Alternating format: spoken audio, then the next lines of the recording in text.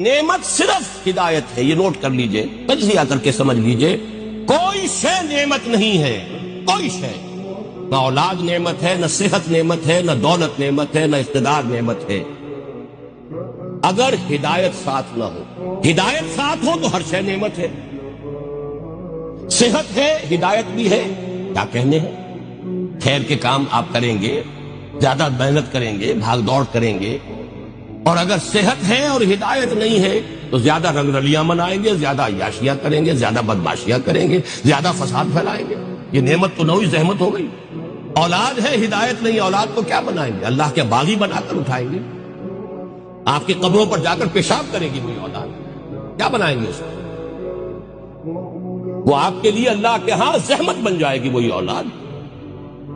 اور اولاد دی ہے، آپ کو ہدایت دی، اس کی تربیت صحیح کی ہے آپ نے، تعلیم اس کو صحیح دی ہے، وہ آپ کے لیے صدقہ جاریہ بن جائے گی۔